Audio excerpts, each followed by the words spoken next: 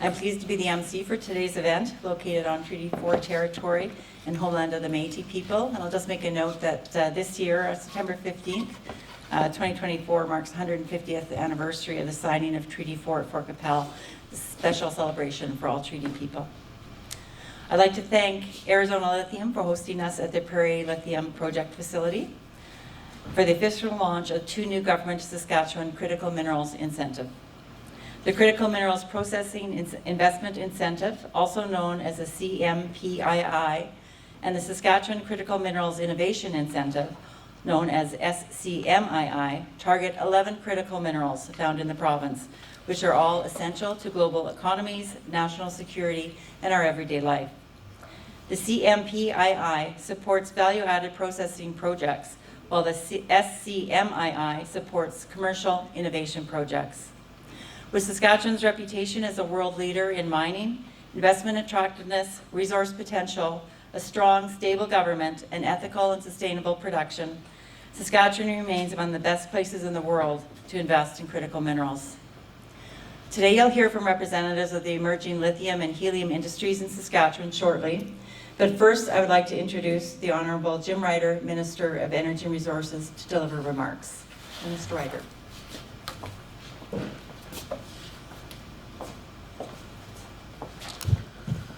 Thanks very much, Pam. Thanks for emceeing today, but also thanks for all the work that you do and the Saskatchewan Mining Association does for creating jobs and creating growth in the province. It's so important. It's that growth that pays for healthcare and education and social services and highways and all the other services that government provides. So thanks for all that you do. Just quickly acknowledge a few people that are here, a couple of colleagues that are here. The Honourable Laurie Carr, Minister of Highways, is with us this morning, and also Travis Kiesig, the MLA from Last Mountain Touchwood. Thanks for being here, you two. Also with us this morning is Assistant Deputy Minister Corey Hughes from the Ministry of ENR. Corey will be here if there's any technical questions. We also have some other senior staff that would be able to help with those. So on behalf of Premier Scott Moe and the Government of Saskatchewan, I'm thrilled to be here today to officially launch 2 new critical minerals incentives that will drive investment and innovation in Saskatchewan's critical minerals sector. I also, before I really get into that, I also want to give a big thanks to Zach Maurer, Zach from Arizona Lithium, for hosting us today. And Zach's been kind of leading edge on the entrepreneurial side of lithium in the province and has helped to get this industry established, and looking forward to hearing from Arizona in a little bit. I also want to acknowledge Paul Lloyd, who's the Managing Director of Arizona Lithium, whose home base is in Australia. It's wonderful having you here in Saskatchewan, Paul. And Donna Bowles, who's the Vice President of Land and Stakeholder Relations at North American Helium. She flew in from Calgary on one of the WestJet planes that's still in operation, so it's great you were able to be with us, Donna. Welcome back to Saskatchewan. So as of this week, these 2 programs that Pam mentioned and I mentioned, they were announced in the March provincial budget. They're now open for applications. The Saskatchewan Critical Minerals Innovation Incentive and the Critical Minerals Processing Investment Incentive are programs that will help in protecting and promoting our continued leadership in the critical minerals sector at the global level by attracting investment in innovation, commercialization, and value-added processing. And I would just mention one of the media, Brian Zinchuk, who's here this morning. I chatted with him just a few minutes ago. He was telling me, he's from Estevan, he was telling me about that area and all the drilling that's going on right now. So folks, it's very exciting in these industries right now in Saskatchewan. These programs are based on the already established and highly successful oil and gas processing investment incentive, which we refer to as OGPI, and the Saskatchewan Petroleum Innovation Incentive, which we refer to as SPI. We're taking what we've learned about attracting investment from the oil and gas industry and applying those things that we've learned, those principles, to the critical minerals sector. Prior to this month, lithium and helium projects were eligible under those 2 oil and gas investment incentive programs. But now, as of August, lithium and helium projects that were conditionally approved under these older programs are going to be automatically transferred to the new critical minerals programs.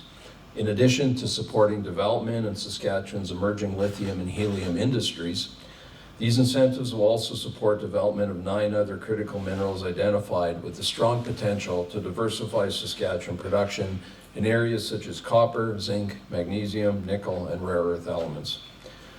The Fraser Institute has ranked Saskatchewan as the best jurisdiction in Canada and in the top 3 in the world for mining investment attractiveness in 9 out of the last 10 years, and that's no small feat. That's the result of a province that's been rising to the challenge of meeting the global demand for critical minerals. Saskatchewan boasts among the most sustainable production of minerals in the world, coupled with a highly competitive business environment for exploration, mining, processing, and manufacturing. As the world's largest producer of potash and the second largest producer of uranium, we are a critical mineral leader today. Following up on the success of the enhanced exploration programs that we announced with the critical mineral strategy last year, these new incentives will help us become the critical minerals powerhouse of tomorrow. They'll help us to reach the goal laid out in the strategy of doubling the number of critical minerals produced in the province by 2030. Our success in this sector will result in growth across the province.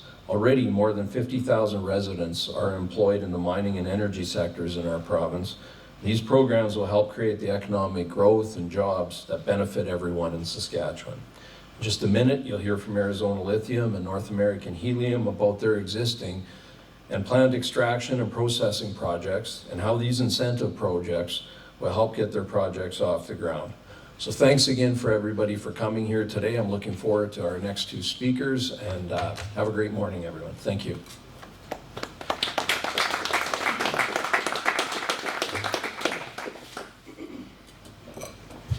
Minister Ryder gave me some compliments, but it really works as a partnership to have a willing partner to attract the investment, and I'd really like to acknowledge the work the Government of Saskatchewan does and the open door that they have, not just the ministers, but the senior officials as well. It's a great partnership, and Saskatchewan's a great place to invest in. So thank you, Minister Ryder. Now, Zach, I'm going to turn things over to you. Zach Maurer, Executive Director at Arizona Lithium.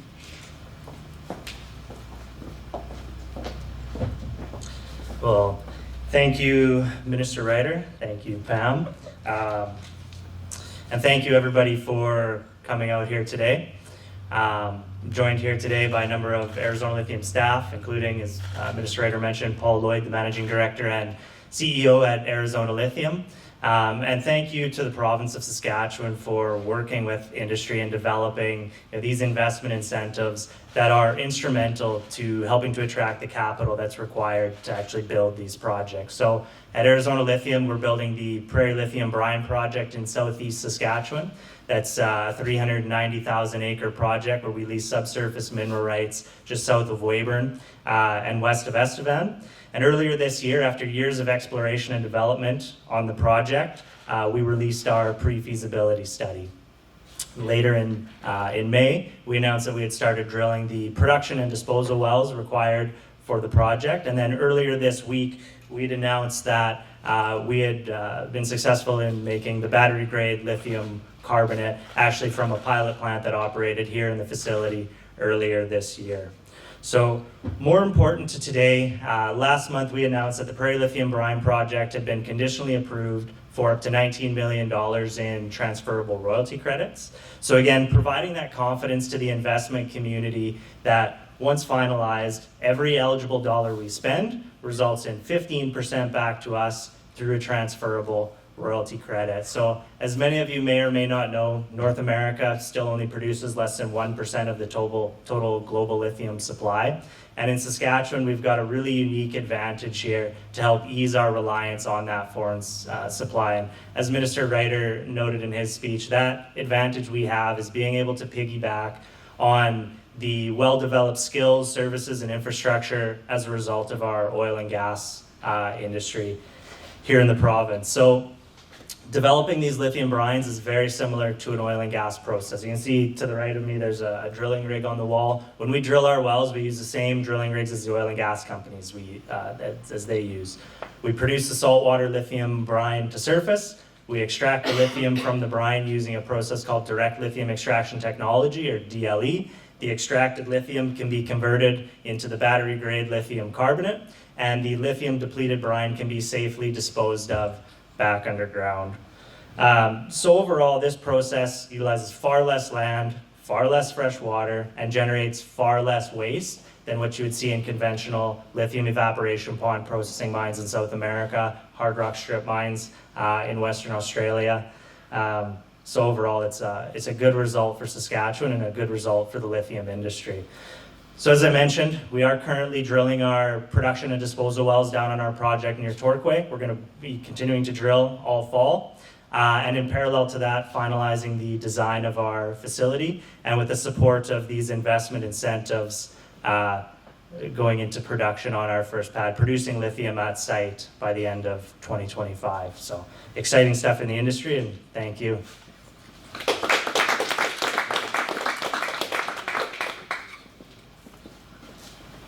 Thanks, Zach. And this is really the dawn of a very exciting new industry in Saskatchewan, and it's been a pleasure watching you take it here. Now we're going to turn our attention to Helium. It's my pleasure to introduce Donna Bowles, Vice President of Land and Stakeholder Relations at North America Helium, and invite you to deliver your remarks.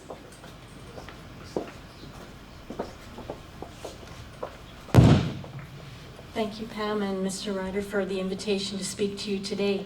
For those of you who do not know North American Helium, we were founded in 2013, and we are the leading company focused on exploration production of lithium from underground fields of inert nitrogen in Saskatchewan. The company's mission is to continuously grow its reliable and geopolitically secure helium supply, which will support the Government of Saskatchewan's critical mineral strategy and helium action plan. The government's ongoing support to the helium industry through incentives which I believe don't exist anywhere else in other regions is what sets Saskatchewan above all other regions for critical minerals exploration and processing. Support and incentives through the programs such as OGPI and SPI and for helium and lithium processing is what has led North American Helium to invest close to $500 million in Saskatchewan. NEH has utilized the incentive programs for 6 of its purification facilities under the OGPI program, including Canada's largest purification helium facility located at Battle Creek, and 2 projects under the SPI program. Our recently completed Antelope Lake facility and any new future helium processing facilities will benefit from the incentives under the new CMP2 program.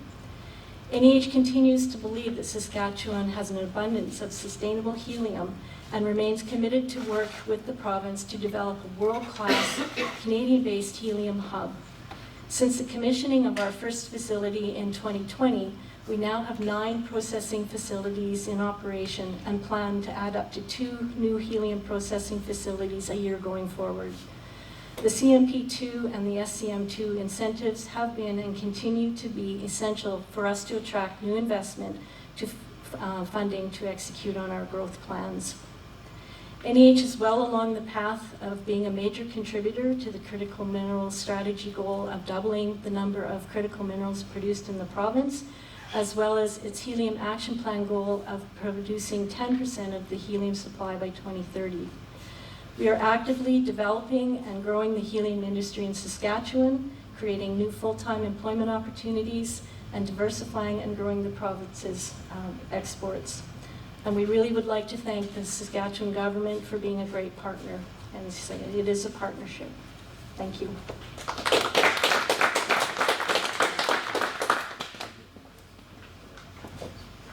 Thanks very much, Donna. And now we're going to begin our media question and answer, and we'll open the floor to questions. And just because we have some out-of-province guests with us today, if there are questions from the media, if you wouldn't mind just stating your name and your outlet and who you are directing the question to, and then I would ask Minister Ryder, Donna, and Zach to come to the podium to respond. So we'll start off if there's anyone with any questions. I've been told that guaranteed Brian will ask some great questions. So. All right, I guess I'll fire off Okay. here. So this is an extension of the previous programs that were done, OGPI and SPI. Can you, Minister and perhaps Corey, can you describe what is the difference between what we had before and what this is now, and how that will help the industries? Sure, thanks, Brian. Well, I'll start off at a very high level, and then I am going to get Corey just to elaborate on it. Ogpie and SPY, very successful programs in the oil and gas industry, and again, we had expanded them to include helium and lithium at one point. What this is going to do is we've essentially, Ogpie and SPY will continue. They've been, in this last budget, they were extended for another 5 years, again, based on their success. We think they've done for the industry, but because we wanted to put more onus on critical minerals as well. So we've taken helium and lithium out of those two programs, and I would describe it, Corey will probably describe it better, as kind of running parallel.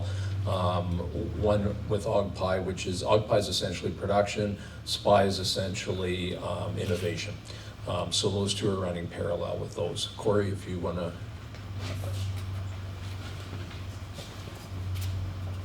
Well, I think the minister described it very well. I mean, really what we've done is build on, we've seen the success not only in attracting investment, but also allowing companies to raise capital in the oil and gas, helium and lithium industries. And this is just an opportunity to expand that into some high priority critical minerals, you know, to continue to deliver on our critical minerals plan and the 4 key goals, especially around increasing the amount of critical minerals to be produced in the province.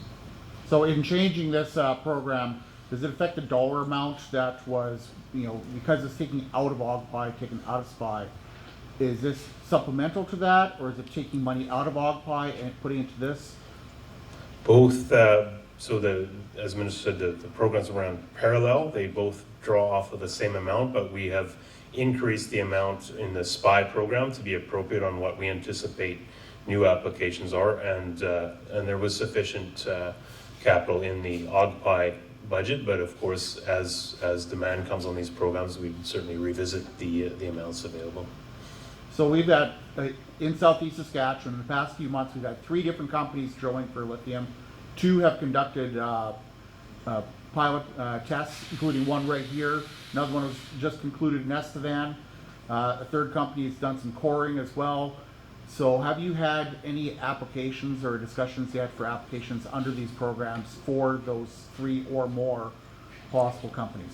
I think we've had interest from those companies, and of course the SPY program really is first of its kind technology coming to the province, so we would evaluate those, work with those companies to first ensure that it is new technology and qualifies under the program. So we're having discussions, and I'm not sure if we've had actual applications to this point from those companies. I don't believe we have at this point, but you know, we anticipate additional applications coming from the lithium industry. And that's on the lithium side. On the helium side, North American's been you know, running the table so far, but it looks like that Val Marie Royal Helium is looking at building their first processing facility.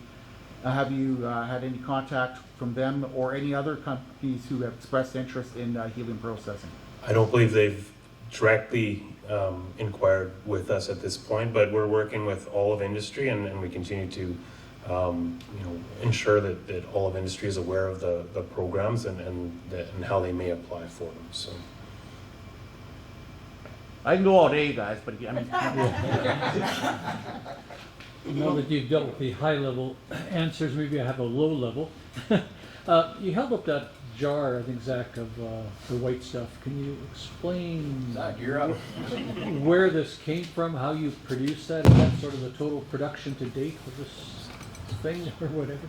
Yeah, so this is the battery grade lithium carbonate that we announced earlier this week, and where this came from was brine from one of our exploration wells that we had drilled in late 2022. It was that brine that we used on a direct lithium extraction pilot plant here in the facility this past winter.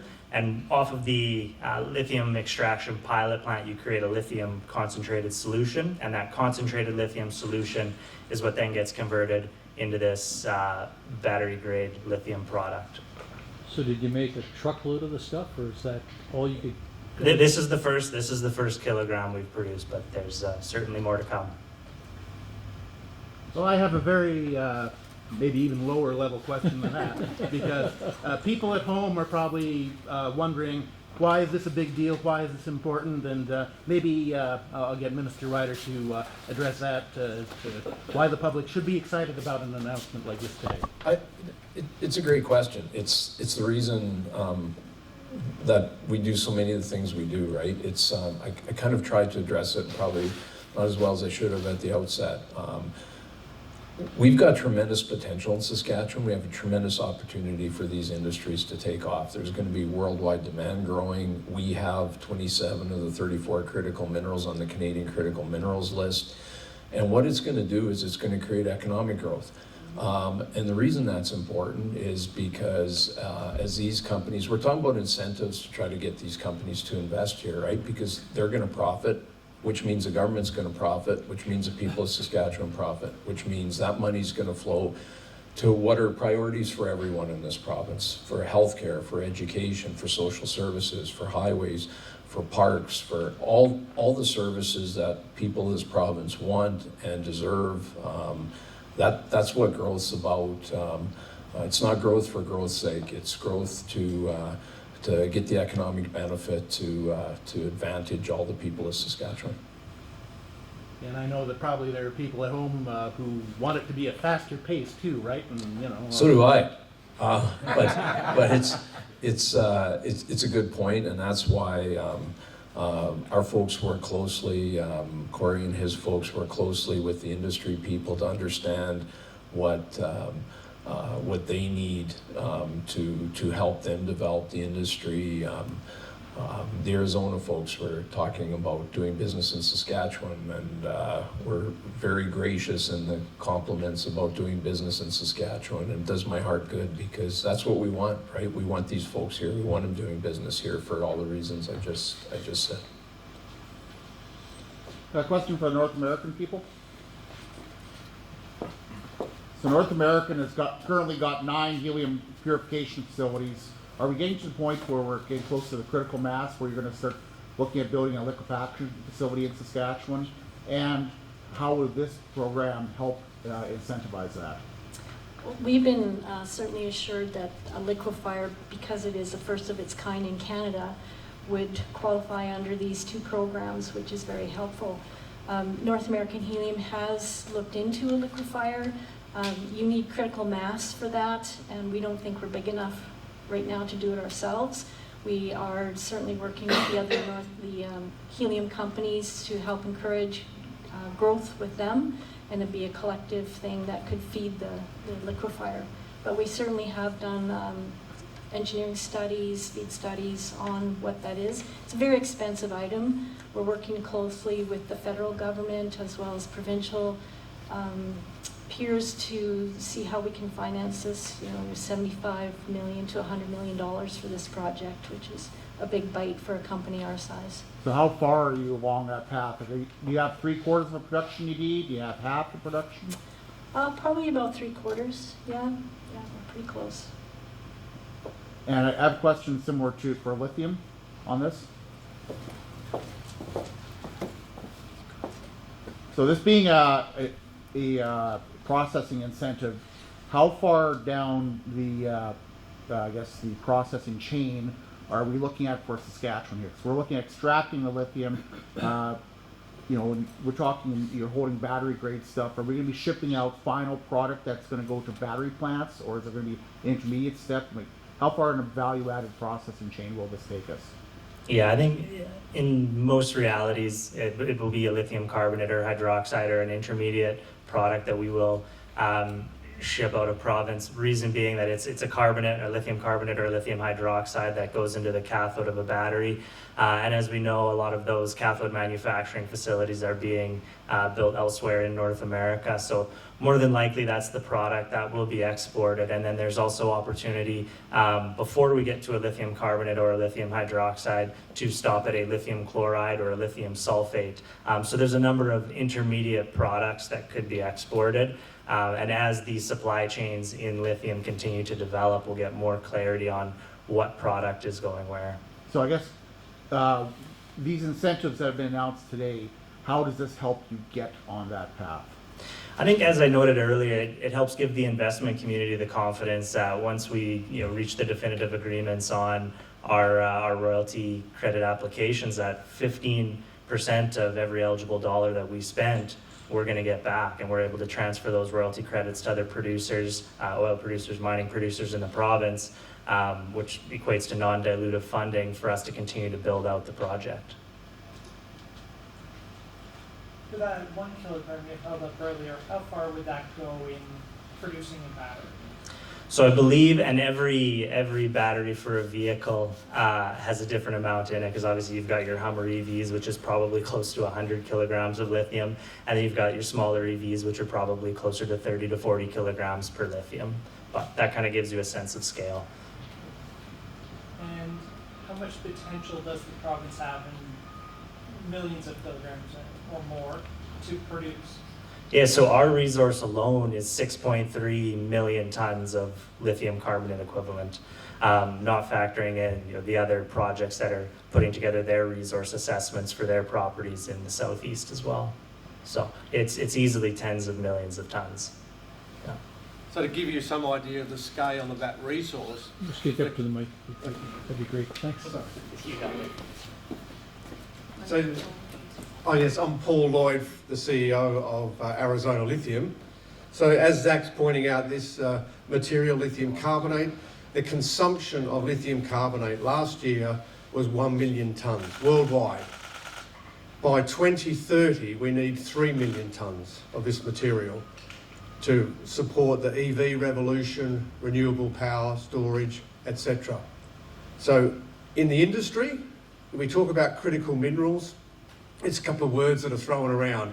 This really is a critical mineral because we don't know where that 2 million is coming from. And that's only 2030. You take it to 2040, you've got a massive deficit. So with Saskatchewan, just in our resource, having 6.3 million tonnes, and there's a lot more there as well, we have a huge resource.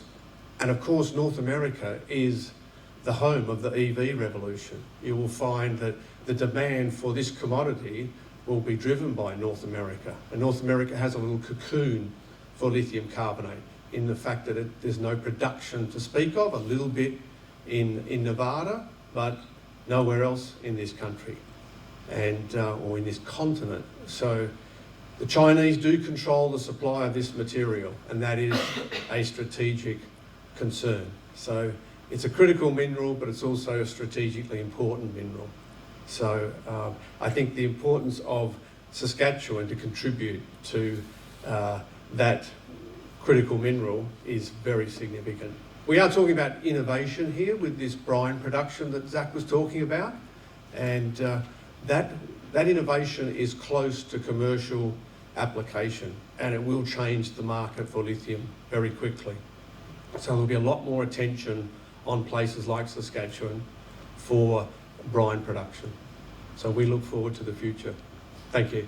What's sort of the corporate structure? Is Arizona Lithium part of Prairie Lithium, or what's the connection?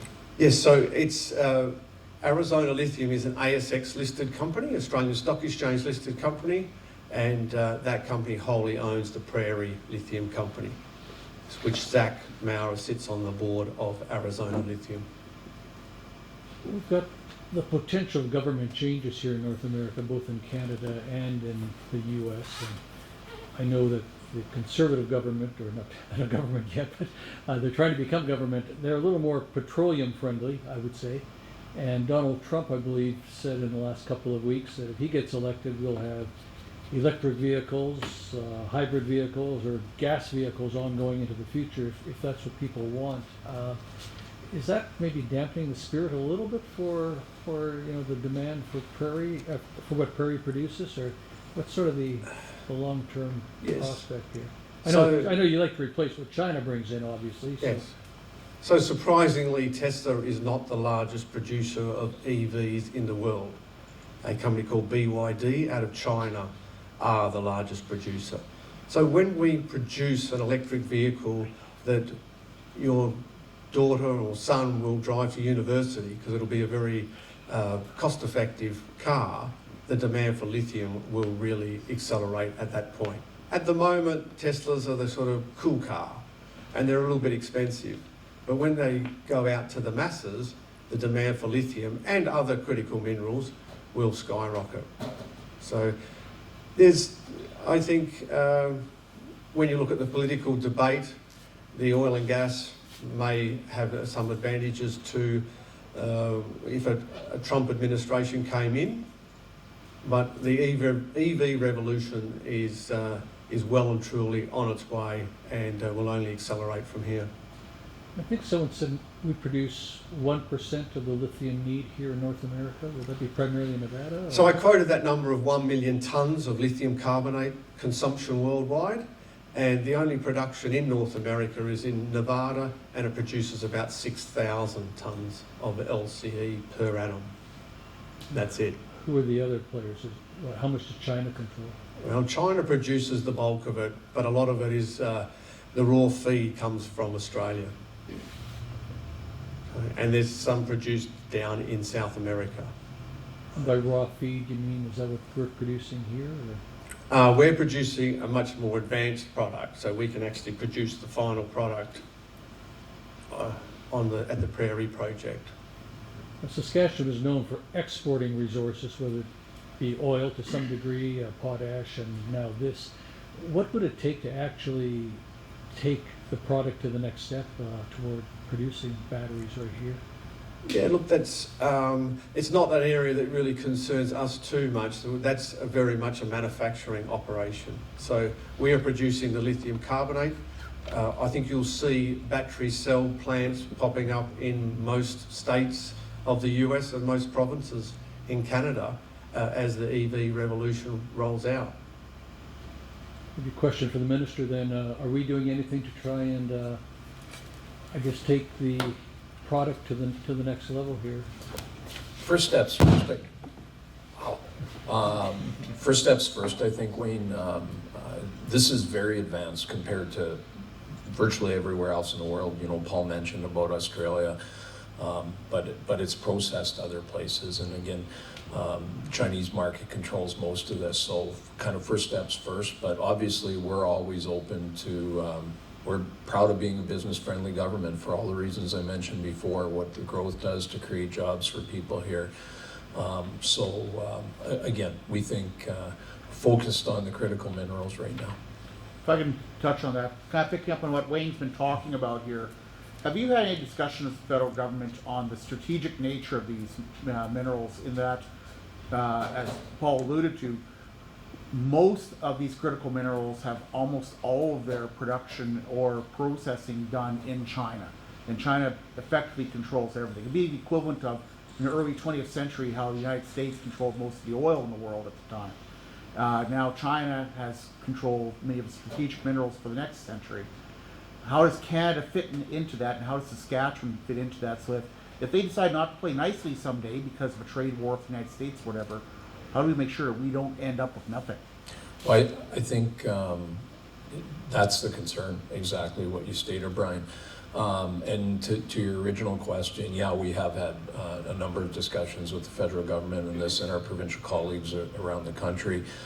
Recently, about a month ago, I think it was, the energy and resource ministers from across the country met in Calgary and had a number of meetings over a number of days there, and this was certainly on the agenda. And I think for the very reasons you're stating, that's part of the reason. You know, I talked about economic drivers. That's paramount to our government. But the reasons you stated, it's also the reasons why the whole critical minerals, the exploration strategy we announced last year, what we're announcing today, what we announced at budget time. It's why it's so important. It's important that North America does step up and we become more focused on critical minerals. It's for security. So you summarized it nicely. Yes? How do you balance this kind of program with the environment protection? Sorry, with the environment, you said? I think it fits nicely for the reasons, you know, Paul was talking about, you know, as there's sort of a move globally towards more battery production, more environmentally friendly. This is us stepping up in many ways. Critical minerals are so important, you know, as Paul and Zach have been talking about in battery production. That's what lithium's for, right, to a large degree. So I think it balances very nicely with that. Another question for Zach. Maybe as that comes, I'll just also maybe add to that last question is that the lithium production by the method that Perry Lithium is doing has the smallest environmental footprint than any other. You're taking water, brines out. Zach, do you want to go into this a bit more to Sure. answer that question? So typically lithium brine production in South America, you use large evaporation ponds. So you pump your saltwater brine to surface, you let it evaporate in these massive ponds for 18 to 24 months. Because lithium is soluble, it remains in solution, where then you get a concentrated lithium chloride that you can convert into the carbonate. So your footprint is massive, and your process is only has about a 40% efficiency in an evaporation pond. And that only works in select environments. Obviously, it needs to be a dry, arid, remote environment, which isn't going to work here in southeast Saskatchewan. And then in the case of hard rock mining, that's strip mining. It's a big hole in the ground. So when we look at direct lithium extraction and the fact that our environmental impact is a 7-inch hole in the ground, there is some superficial infrastructure around that, but our total environmental footprint at surface is substantially less. It's 99% less, if not greater than 99% less. And in terms of impacts on fresh water, we've designed our flow sheet where we won't impact any superficial freshwater sources. We'll use a deeper brackish water, use reverse osmosis for our process, and generate substantially less waste than conventional lithium mining that's being done elsewhere in the world. Just a very basic question for you, for maybe those who don't understand the production process. Are you using a depleted well to use the same shaft to go down to get the brine, or just what's your connection with the well?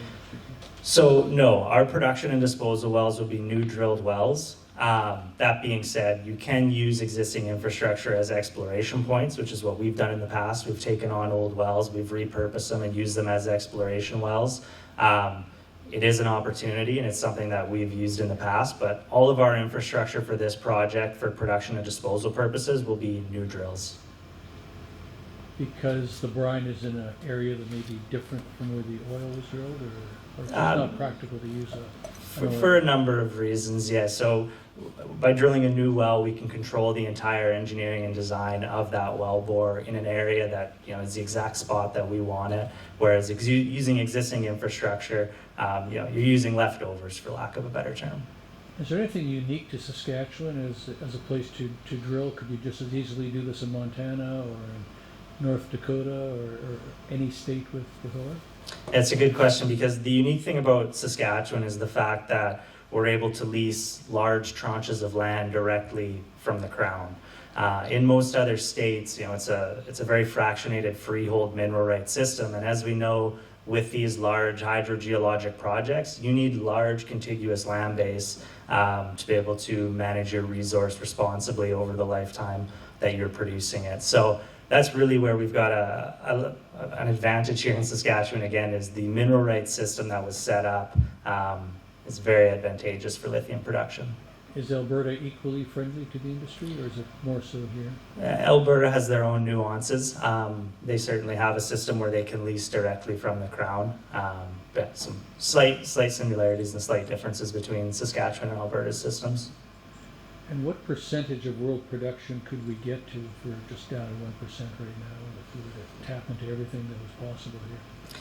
Well, if we assume, as Paul noted, 3 million tons per year in 2030, if our project can support 20 to 30,000 tons per year, and there's 2 or 3 other projects that can do that, it's not unrealistic to think that the province of Saskatchewan could sustain 50 to 60,000 tons per year of lithium production.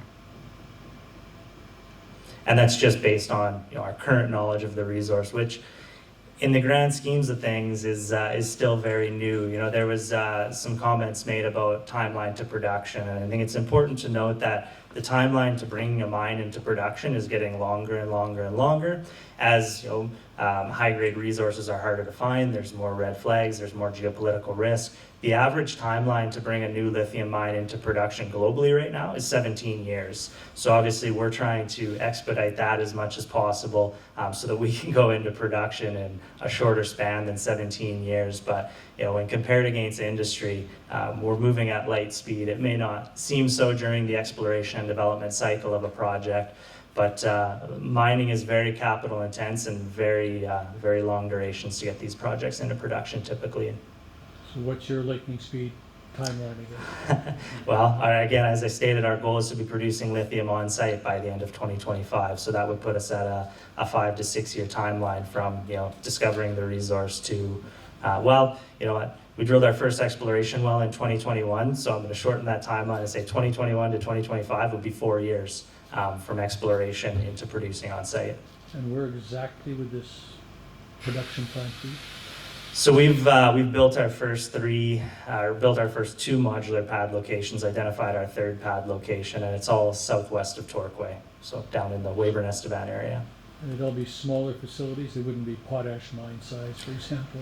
That's correct. Very similar to what you would see driving past an oil and gas facility. Yeah, tanks and a couple buildings, but nothing out of the ordinary from a surface perspective. Paul mentioned there's going to be increased demand 2030, 35, 40 and onwards. Do you feel that you'll be able to meet that demand based on you've got 1 kilogram now, and there's going to be a need for many, many, many more millions of kilograms? Yeah, that's the opportunity for Saskatchewan. So as we've taken the project through exploration and development to define our resource and define our flow sheet to understand the economics of what it's going to cost per ton of lithium produced, the fact that we're not in the mountainous Atacama Desert or in the Australian outback, and we've got power lines right at our border, and we've got our next pad locations already mapped out and built. That's our advantage here, is we can transition from exploration to development much quicker than elsewhere in the world. So as the world becomes hungrier for lithium, we're well positioned to be able to increase production as needed. Thank you. Thank you, everybody. Some great questions. That's just 2 of the 11 emerging critical minerals that these programs cover. We also are looking for some exciting news in copper and zinc in the near future. So I think with this now, Zach is going to take people on the media on a bit of a tour of the lab to maybe show where some of this has come from. I have to bring a prop next time. This is great. So if you'd like to maybe just meet Zach at the door there. Thank you very much for coming out today. Appreciate your interest, and thank you to the Government of Saskatchewan for your ongoing support. Thank you.